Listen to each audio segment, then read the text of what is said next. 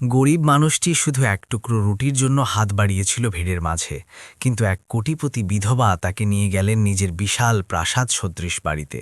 আর সেখানে যে অসাধারণ মানবতা দেখালেন, তাতে স্বয়ং মানবতাও আবেগে কেঁপে উঠল। বন্ধুরা, এই অমূল্য গল্প শুরু করার আগে আমাদের চ্যানেলটিকে লাইক করে দিন, সাবস্ক্রাইব করুন এবং বেল আইকনটি অবশ্যই টিপে রাখুন, যাতে এমন হৃদয়স্পর্শী কাহিনী সবার আগে আপনার কাছে পৌঁছে যায়। এটি শিয়ালদার একটি সত্যি কাহিনী। বন্ধুরা, শিয়ালদা স্কিরানের বাইরে তখন সন্ধে নেমে আসছিল। আকাশ হালকা কমলা রং ধারণ করেছিল, আর ভিড় আগের চেয়েও বেশি বেড়ে চলছিল। প্রত্যেকেই নিজ নিজ কাজে ছুটে চলছিল, কারোর সাথে কারোর কোনো মানে ছিল না। সেই ভিড়ের মাঝে একটি রোগা লোক ছেঁড়া কাপড় পরে দাঁড়িয়েছিল। তার নাম ছিল রতন, এবং তার চোখে গত কয়েকদিনের খিদে পরিষ্কার দেখা যাচ্ছিল। তার ঠোঁট শুকিয়ে গিয়েছিল, কিন্তু আশা তখনও বেঁচে ছিল। রতন গত ৩ দিন ভরে ঠিকমতো কিছু খেতে পায়নি। পেটে জ্বালা করছিল আর শরীর দুর্বল হয়ে পড়েছিল। সে অনেক মানুষের কাছে সাহায্য চেয়েছিল, কিন্তু বারবার সে শুধু অবহেলাই পেয়েছিল। কিছু মানুষ তাকে দেখে মুখ ফিরিয়ে নিচ্ছিল, তো কেউ তাকে ধাক্কা দিয়ে এগিয়ে যাচ্ছিল। তবুও রতন হার মানেনি, কারণ তার শুধু একটি রুটি চাইছিল, মাত্র একটি রুটি। সে ধীরে ধীরে হাঁটতে হাঁটতে স্টেশনের বাইরে দাঁড়িয়ে থাকা একটি চায়ের দোকানের কাছে পৌঁছল। সেখান থেকে খাবারের সুগন্ধ আসছিল, যা তার খিদেকে আরও বাড়িয়ে দিচ্ছিল। সে কাঁপতে থাকা হাতে দোকানদারের দিকে তাকালো আর ধীর গলায় বলল, ভাইয়া, একটি রুটি দাও, খুব খিদে পেয়েছে। দোকানদার তাকে ওপর থেকে নিচ পর্যন্ত দেখল এবং কোনো কথা না বলে অন্যদিকে ঘুরে গেল। রতন কিছুক্ষণ সেখানেই দাঁড়িয়ে থাকল, এই আশায় যে হয়তো কেউ তার কথা শুনে নেবে। কিন্তু আশেপাশে দাঁড়িয়ে থাকা মানুষগুলো তার অবস্থা দেখেও চুপ ছিল। কারুর মুখে দয়া ছিল না, ছিল শুধু তাড়া আর অবহেলা। রতনের চোখে জল এসে গেল, কিন্তু সে সেটা পড়তে দিল না। সে জানত যে চোখের জলে পেট ভরে না। কিছুটা দূরে একটি গাড়ি এসে থামল। সেটি কোনো সাধারণ গাড়ি ছিল না, বরং একটি বড় এবং দামি গাড়ি ছিল। সেখান থেকে একজন মহিলা নামলেন, যিনি পরিষ্কার পোশাকে ছিলেন এবং তার মুখে গাম্ভীর্য ছিল। ইনি ছিলেন সুমিত্রা দেবী, যিনি কলকাতার একজন নামকরা কোটিপতি বিধবা ছিলেন। কিন্তু তার মুখে একটি অদ্ভুত শূন্যতাও ছিল।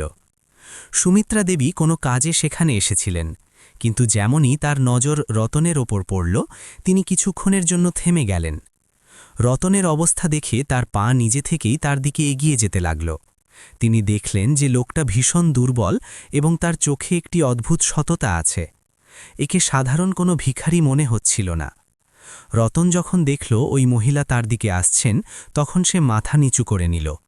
তার মনে হলো হয়তো ইনিও তাকে বকাবকি করে তাড়িয়ে দেবেন, যেমনটা বাকিরা করে। কিন্তু এবার কিছু আলাদা হল। সুমিত্রা দেবী তার সামনে এসে দাঁড়ালেন এবং খুব শান্ত গলায় বললেন, তোমার কি চাই? রতন ধীরে ধীরে মাথা তুলল এবং কাঁপানো গলায় বলল, আমার শুধু একটি রুটি চাই। তার গলায় কোনো লোভ ছিল না, কোনো মিথ্যে ছিল না, ছিল শুধু সত্যি খিদে। সুমিত্রা দেবী কিছুক্ষণ তার দিকে তাকিয়ে থাকলেন, যেন তার ভেতরটা পড়ার চেষ্টা করছেন। তারপর তিনি একটি দীর্ঘশ্বাস নিলেন। আশেপাশে দাঁড়িয়ে থাকা মানুষরা এখন এই দৃশ্য দেখতে শুরু করেছিল। সবাই অবাক হচ্ছিল যে একজন ধনী মহিলা একজন ভিখারির সাথে কথা বলছেন। কিছু মানুষ ফিসফিস করতে শুরু করল, তো কেউ মোবাইল বের করে দেখতে লাগল। কিন্তু সুমিত্রা দেবীর এই সব কথায় কোনো ভ্রুক্ষেপ ছিল না। তার নজর শুধু রতনের ওপর ছিল। তিনি তার ড্রাইভারকে ইশারা করলেন এবং বললেন, গাড়ি এখানেই থামিয়ে অপেক্ষা করো। তারপর তিনি রতনের দিকে তাকিয়ে বললেন, এখানে নয়, আমার সাথে চলো। এটি শুনে রতন অবাক হয়ে গেল। সে কখনো কল্পনাও করেনি যে কেউ তাকে নিজের সাথে আসার কথা বলবে। সে কিছু বুঝতে পারছিল না। রতন ভয় পেয়ে জিজ্ঞেস করল, কোথায়? তার গলায় আতঙ্ক পরিষ্কার ছিল। সুমিত্রা দেবী শান্তভাবে জবাব দিলেন, আমার বাড়িতে, সেখানে তুমি খাবার পাবে। এটি শুনে আশেপাশে দাঁড়িয়ে থাকা মানুষরা আরও বেশি অবাক হয়ে গেল। কারোর বিশ্বাস হচ্ছিল না যে একজন কোটিপতি মহিলা একজন অপরিচিত গরিব মানুষকে নিজের বাড়িতে নিয়ে যাচ্ছেন। রতনের মনে অনেক প্রশ্ন উকি দিচ্ছিল। এটি কি সত্যি? কোথাও এটি কোনো মস্করা নয় তো? কিন্তু তার খিদে তার সব ভয়কে পেছনে ফেলে দিল। সে ধীরে ধীরে মাথা নাড়াল এবং সুমিত্রা দেবীর পেছনে চলতে শুরু করল। তার পা দুর্বল ছিল, কিন্তু মনে একটি নতুন আশা জেগে উঠেছিল। সুমিত্রা দেবী গাড়ির দরজা খুললেন এবং রতনকে ভেতরে বসার ইশারা করলেন। রতন জীবনে প্রথমবার এত দামি গাড়ি দেখছিল। সে ইতস্তত বোধ করতে করতে ভেতরে বসল, যেন তার ভয় হচ্ছিল যে সে গাড়িটি নোংরা করে না দেয়। তার কাপড়ও ময়লা ছিল, কিন্তু তার উদ্দেশ্য পরিষ্কার ছিল। গাড়ি ধীরে ধীরে শিয়ালগার ভিড় কাটিয়ে কলকাতার রাস্তায় এগিয়ে যেতে লাগল। বাইরে শহরের আলো জ্বলছিল, কিন্তু রতনের চোখে শুধু একটিই ছবি ছিল, একটি গরম রুটির। সে জানলা দিয়ে বাইরে দেখল আর ভাবল, আজ কি সত্যি পেট ভরে যাবে? সুমিত্রা দেবী চুপচাপ বসেছিলেন।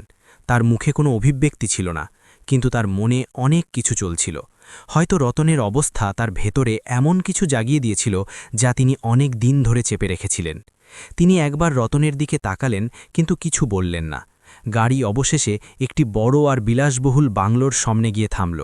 এই বাড়িটি কোনো রাজপ্রাসাদের চেয়ে কম ছিল না। উঁচু দেওয়াল, বড় গেট আর ভেতরে সবুজায়ন। রতন যে পৃথিবী থেকে এসেছিল তার চেয়ে এটি সব দিক থেকে আলাদা ছিল। গেট খুলল আর গাড়ি ভেতরে ঢুকে গেল। রতন কাঁপতে কাঁপতে বাইরে পা রাখল। সে চারদিকে তাকালো আর বুঝতে পারল না যে সে স্বপ্ন দেখছে নাকি এটি সত্যি। তার মতো মানুষের জন্য এই জায়গাটি অন্য কোনো পৃথিবীর মতো ছিল। সে সুমিত্রা দেবীর দিকে তাকালো, যিনি এখন বাড়ির ভেতরে ঢোকার জন্য এগোচ্ছিলেন। দরজায় দাঁড়িয়ে থাকা চাকরটি যেমনই রতনকে দেখল, তার মুখে অবাক হওয়ার ছাপ দেখা গেল। কিন্তু সে কিছু বলল না, কারণ সুমিত্রা দেবীর আদেশই সবকিছুর ওপরে ছিল। সুমিত্রা দেবী ভেতরে চলে গেলেন এবং পেছন ফিরে বললেন, এসো রতন, ভয় পাওয়ার দরকার নেই। রতন যেই ওই বিশাল বাড়ির ভেতরে পা রাখল, তার হাঁটার গতি নিজে থেকেই কমে গেল। মেঝে এত দায়ী পরিষ্কার আর চকচকে ছিল যে তাতে তার মুখ পরিষ্কার দেখা যাচ্ছিল। দেওয়ালে লাগানো বড় বড় ছবি আর দামি সাজসজ্জার জিনিস তাকে কোনো স্বপ্নের জগতে নিয়ে যাচ্ছিল। সে প্রতিটি জিনিস এমনভাবে দেখছিল যেন জীবনে প্রথমবার নতুন কিছু দেখছে। সুমিত্রা দেবী সরাসরি ভেতরের হলে গিয়ে থামলেন এবং পরিচারিকাকে ডাক দিলেন। কিছুক্ষণ পর এক মহিলা সেখানে এলো, যে রতনকে দেখে অবাক হয়ে চোখ বড় বড় করে ফেলল। কিন্তু সুমিত্রা দেবীর সামনে সে কিছু বলল না। সুমিত্রা দেবী শান্ত স্বরে বললেন, একে ভালো করে খাবার দাও আর জলও। রতন তখনও দরজার কাছেই দাঁড়িয়েছিল, যেন তার বিশ্বাসই হচ্ছিল না যে এই সব তার জন্য হচ্ছে। পরিচারিকা তাকে ইশারা করল এবং ডাইনিং টেবিলের দিকে নিয়ে গেল। টেবিলে এত রকমের খাবার রাখা ছিল যে রতন বুঝতে পারছিল না সে কোথা থেকে শুরু করবে। তার চোখ ভরে এলো। সে কাঁপতে থাকা হাতে একটি রুটি তুলল। যেমনই সে প্রথম গ্রাস মুখে দিল, তার চোখ দিয়ে জল বেরিয়ে এলো। এটি শুধু খাবার ছিল না, এটি তার কাছে কোনো অলৌকিক ঘটনার চেয়ে কম ছিল না। প্রতিটি গ্রাস তার মনে হচ্ছিল যেন জীবন সে ফেরত পাচ্ছে। সুমিত্রা দেবী দূরে দাঁড়িয়ে তাকে দেখছিলেন। তার মুখে হালকা কোমলতা চলে এসেছিল। হয়তো তিনি রতনের মধ্যে এমন কিছু দেখছিলেন যা তিনি আগে কখনো অনুভব করেছিলেন। তিনি কিছুক্ষণ চুপচাপ দাঁড়িয়ে থাকলেন, তারপর ধীরে ধীরে চেয়ার টেনে তার সামনে বসলেন। রতন ঘাবড়ে গিয়ে খাওয়া কমিয়ে দিল। তার ভয় ছিল যে কোথাও সে কোনো ভুল না করে ফেলে। কিন্তু সুমিত্রা দেবী বললেন, ভয় পাওয়ার দরকার নেই, আরাম করে খাও। তার গলায় একটি অদ্ভুত মমতা ছিল যা রতন অনেক বছর শোনেনি। রতন মাথা নাড়াল আর আবার খাওয়া শুরু করল। কিছুক্ষণের মধ্যেই সে যতটা খেতে পারত খেয়ে নিল। পেট ভরার পর সে একটি দীর্ঘশ্বাস নিল, আর প্রথমবার তার মুখে তৃপ্তি দেখা গেল। কিন্তু তার মনে এখন অনেক প্রশ্ন ঘুরছিল। সুমিত্রা দেবী ধীরে ধীরে জিজ্ঞেস করলেন, তোমার নাম রতন না? রতন চমকে গিয়ে তার দিকে তাকালো আর বলল, হ্যাঁ, আপনি কিভাবে জানলেন? সুমিত্রা দেবী হালকা হাসলেন, যখন তুমি বাইরে কারোর কাছে সাহায্য চেয়েছিলে আমি শুনে নিয়েছিলাম। কিছুক্ষণের জন্য সেখানে নিস্তব্ধতা ছেয়ে গেল। তারপর সুমিত্রা দেবী পরের প্রশ্নটি করলেন, তুমি এই অবস্থায় কিভাবে পৌঁছালে? এই প্রশ্নটি শুনেই রতনের মুখ হঠাৎ গম্ভীর হয়ে গেল। তার চোখে একটি পুরনো ব্যথা ফুটে উঠল, যা সে হয়তো লুকাতে চেয়েছিল। রতন নজর নিচু করে নিল আর ধীরে ধীরে বলল, গল্পটি লম্বা আর হয়তো শোনার যোগ্যও নয়। তার গলায় হতাশা ছিল, কিন্তু সুমিত্রা দেবী তৎক্ষণাৎ বললেন, আমি শুনতে চাই। তার শব্দে একটি সত্যি আগ্রহ ছিল, কোনো লোক দেখানো নয়। রতন কিছুক্ষণ চুপ থাকল, যেন সে ভাবছিল যে কোথা থেকে শুরু করবে। তারপর সে দীর্ঘশ্বাস নিল আর নিজের কাহিনী বলা শুরু করল। আমি আগে এরকম ছিলাম না। আমার কাছেও সব ছিল, ছোট বাড়ি ছিল, পরিবার ছিল, কিন্তু একটি দুর্ঘটনা সব কেড়ে নিল। সুমিত্রা দেবী মন দিয়ে তার কথা শুনছিলেন। রতন আরও বলল, একদিন কাজ থেকে ফেরার সময় আমার অ্যাক্সিডেন্ট হলো। অনেক মাস হাসপাতালে ছিলাম। যখন ফিরে এলাম তখন জানতে পারলাম আমার নিজের লোকেরাই আমাকে ছেড়ে চলে গেছে। তার গলা কাঁপতে লাগল। যে পরিবারের জন্য আমি দিনরাত খাটতাম তারাই আমাকে বোঝা মনে করল। রতনের চোখ থেকে জল পড়তে লাগল। বাড়ি বিক্রি হয়ে গেল আর আমি রাস্তায় চলে এলাম। এটি বলতে বলতে তার গলা ধরে এলো। রুমে আবার নিস্তব্ধতা ছেয়ে গেল। সুমিত্রা দেবীর চোখও হালকা ভিজে গিয়েছিল। তিনি ধীরে ধীরে জলের গ্লাস তার দিকে এগিয়ে দিলেন। রতন কাঁপতে থাকা হাতে গ্লাসটি নিল আর এক চুমুক জল খেল। কিছুক্ষণ পর সুমিত্রা দেবী বললেন, প্রত্যেক মানুষের জীবনে এমন এক সময় আসে যখন মনে হয় সব শেষ হয়ে গেছে, কিন্তু সেই সময়টাই নতুন শুরুর জন্য হয়। তার কথা শুনে রতন তার দিকে তাকাল, যেন তাকে প্রথমবার কেউ বুঝল। রতন ধীরে ধীরে জিজ্ঞেস করল, আপনি আমার সাহায্য কেন করলেন? এই প্রশ্ন শুনে সুমিত্রা দেবী কিছুক্ষণ চুপ করে গেলেন। তার মুখে গভীর চিন্তা দেখা গেল। তারপর তিনি ধীরে ধীরে বললেন, হয়তো কারণ আমিও কখনো তোমার জায়গায় দাঁড়িয়েছিলাম। রতন এটি শুনে অবাক হয়ে গেল। তার জন্য এটি বোঝা কঠিন ছিল যে এত ধনী মহিলাও কখনো এমন অবস্থায় ছিলেন, কিন্তু তার চোখে যে ব্যথা ছিল তা মিথ্যে মনে হচ্ছিল না। সুমিত্রা দেবী তার নজর জানলার দিকে ফিরিয়ে নিলেন। বাইরে অন্ধকার গভীর হয়ে গিয়েছিল, কিন্তু ভেতরে এক নতুন গল্প জন্ম নিচ্ছিল। তিনি ধীর গলায় বললেন, কাল সকালে আমি তোমাকে আমার গল্প শোনাব। রাত ধীরে ধীরে কেটে গিয়েছিল আর সকালের হালকা রোদ জানলা দিয়ে ভেতরে আসছিল। রতনের চোখ খুলতেই সে কিছুক্ষণের জন্য বুঝতেই পারল না যে সে কোথায়। নরম বিছানা, পরিষ্কার চাদর আর শান্ত পরিবেশ, এটি তার জন্য একেবারে নতুন ছিল। তারপর তার মনে পড়ল যে সে এখন রাস্তায় নয়, বরং সুমিত্রা দেবীর বাড়িতে আছে। সে ধীরে ধীরে উঠে বসল আর চারদিকে তাকাতে লাগল। ঘরের প্রতিটি জিনিস তাকে অবাক করছিল। এত বছরে সে কখনো এত শান্তিময় সকাল অনুভব করেনি। কিন্তু তার মনে একটি অদ্ভুত ভয়ও ছিল, যেন বড় কিছু হতে চলেছে। দরজায় হালকা টোকা পড়ল আর একজন চাকর ভেতরে এলো। সে সম্মানের সাথে বলল, সাহেব, ম্যাডাম আপনাকে নিচে ডেকেছেন। রতন মাথা নাড়াল আর ধীরে ধীরে উঠে দরজার দিকে এগোল। তার পা এখন আগের চেয়ে কিছুটা মজবুত ছিল, কিন্তু হৃৎপিণ্ডের গতি ছিল দ্রুত।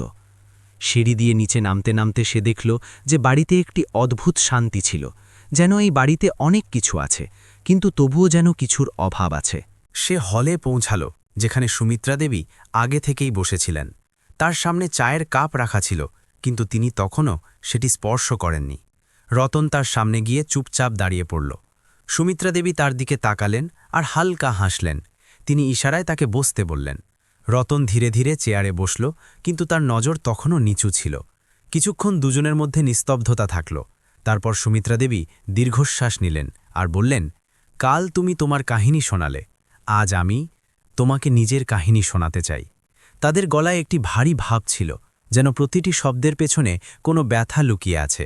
রতন মাথা তুলে তাদের দিকে তাকাল। সে অনুভব করছিল যে সে যা শুনতে চলেছে তা সাধারণ হবে না। সুমিত্রা দেবী জানলার বাইরে তাকিয়ে নিজের কথা শুরু করলেন। আমি সবসময় এরকম ছিলাম না।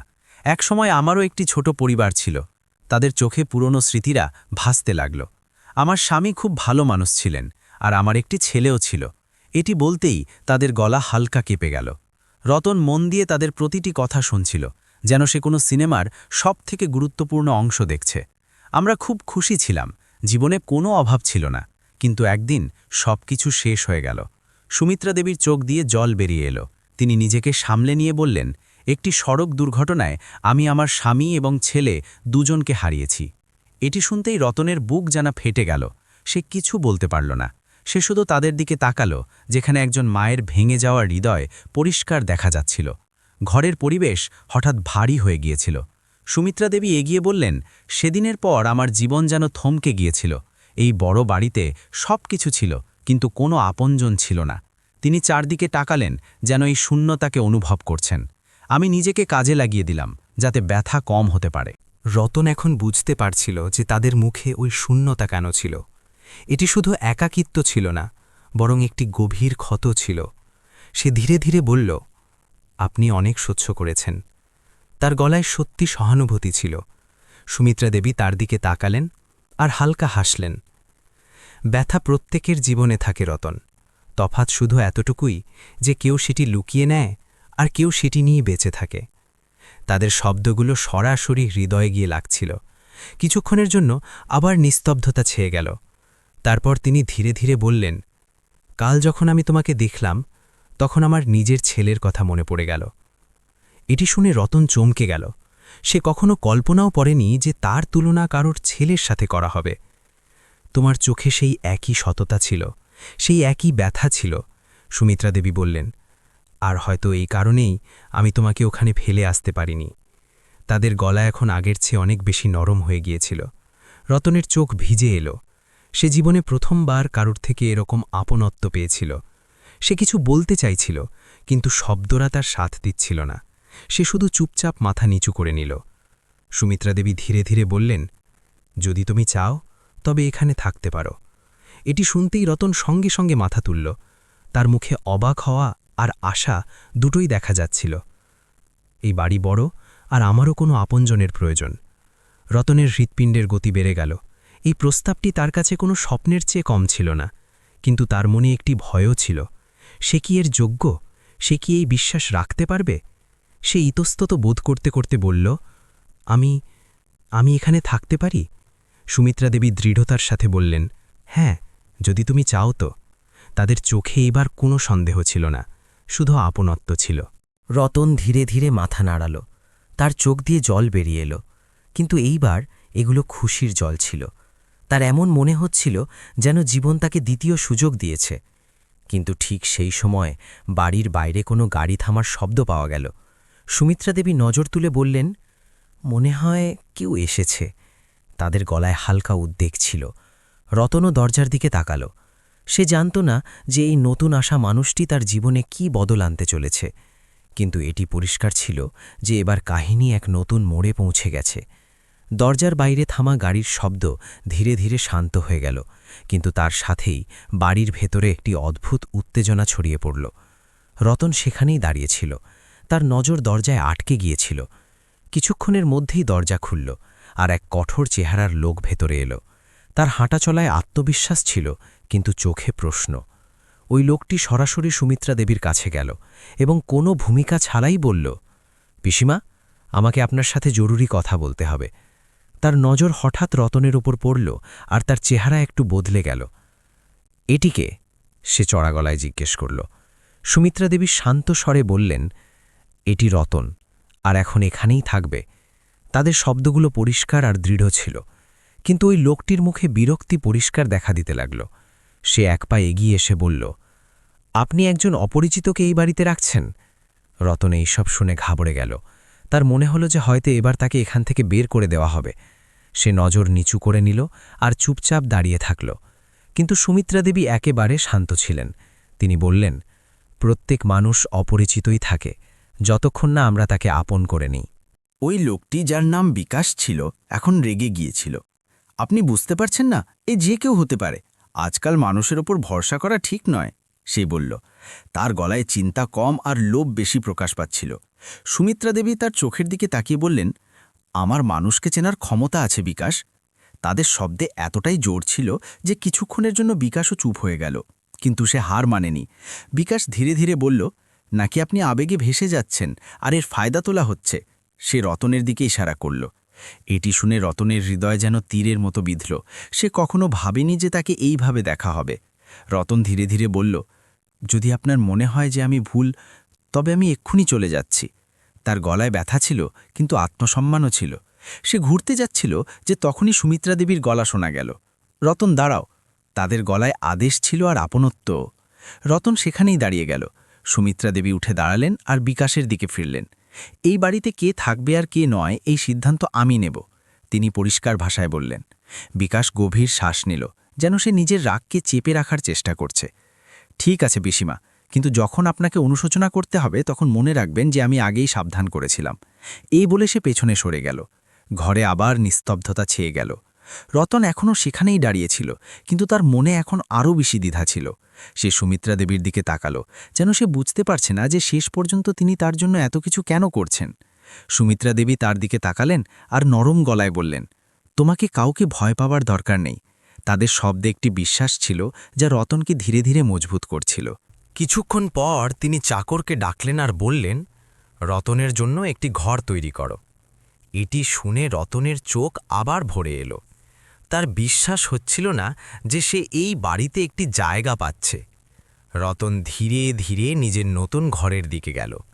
এই ঘরটি তার পুরনো জীবনের চেয়ে একেবারেই আলাদা ছিল।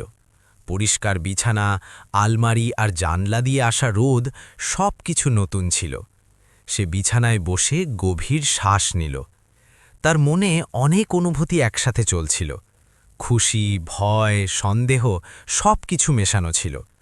কিন্তু সব কিছুর ওপর একটি অনুভূতি ছিল যে হয়তো জীবন তাকে আরও একটি সুযোগ দিচ্ছে। ওদিকে হলে সুমিত্রা দেবী একা বসেছিলেন। তাদের মুখে চিন্তা পরিষ্কার দেখা যাচ্ছিল। তারা জানতেন যে তাদের সিদ্ধান্ত সহজ নয়। সমাজ, আত্মীয়স্বজন সবাই এই সিদ্ধান্তের বিরুদ্ধে দাঁড়াতে পারে। কিন্তু তিনি ধীরে ধীরে নিজেকে বললেন, যদি মানবতার জন্য আমরা দাঁড়াতে না পারি তবে এই ধন সম্পদের কী মানে? তাদের চোখে এইবার এক নতুন দৃঢ়তা ছিল। এরই মাঝে বিকাশ বাইরে দাঁড়িয়ে ফোনে কারোর সাথে কথা বলছিল। তার গলা ধীর ছিল, কিন্তু শব্দগুলো ছিল বিপজ্জনক।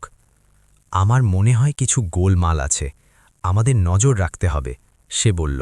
রাত গভীর হচ্ছিল, কিন্তু রতনের চোখে ঘুম ছিল না। সে তার ঘরের জানলার পাশে দাঁড়িয়ে বাইরে দেখছিল। দূরের রাস্তায় চলা গাড়ির আলোগুলো তাকে তার পুরনো জীবনের কথা মনে করিয়ে দিচ্ছিল। কিন্তু আজ প্রথমবার তার মনে হচ্ছিল যে হয়তো তার ভাগ্য বদলাতে চলেছে। ওদিকে বাড়ির অন্য কোণায় বিকাশ অস্থির হয়ে এদিক ওদিক পায়চারি করছিল। তার মনে সন্দেহ গভীর হতে শুরু করেছিল।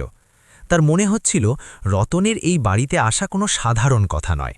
সে ঠিক করে নিয়েছিল যে সে যে কোনোভাবে সত্যিটা খুঁজে বের করবে। সকাল হতেই বাড়িতে হইচই শুরু হয়ে গেল।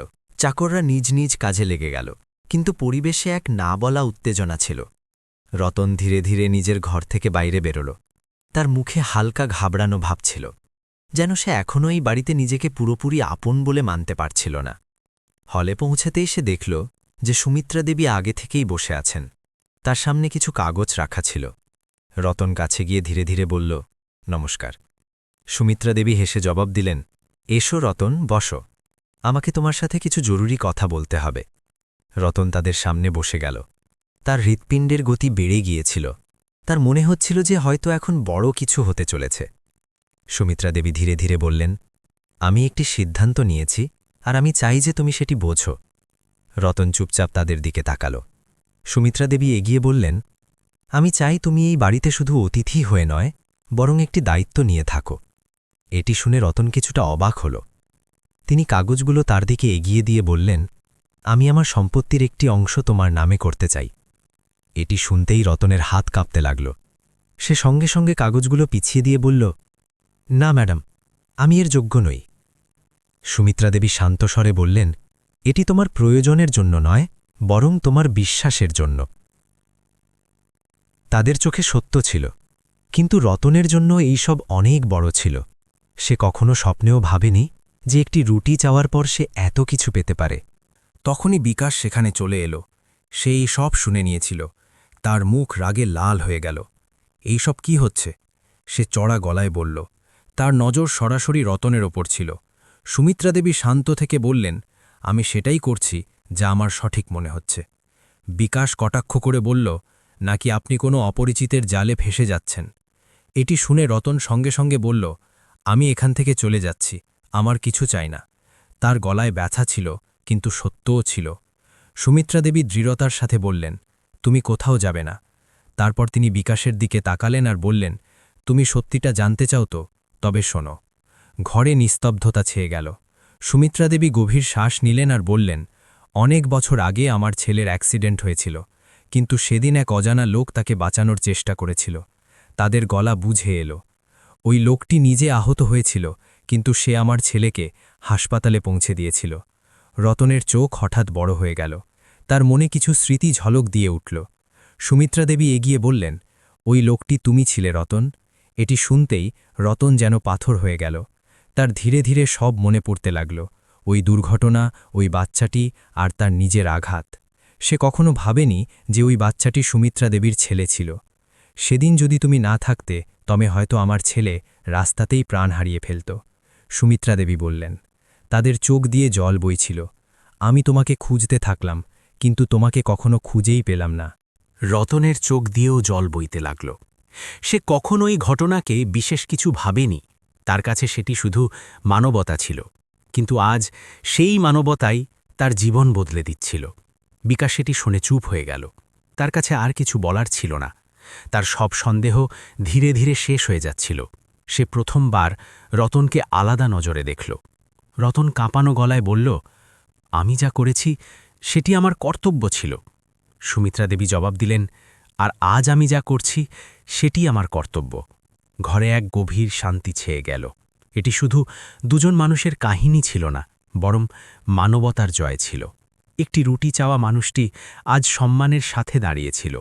রতন ধীরে ধীরে বলল, যদি আপনি আমাকে কিছু দিতে চান তবে আমাকে একটি সুযোগ দিন, যাতে আমি এই বাড়ি আর সমাজের জন্য কিছু ভালো করতে পারি। সুমিত্রা দেবী হেসে দিলেন, এটাই তো আমি চেয়েছিলাম।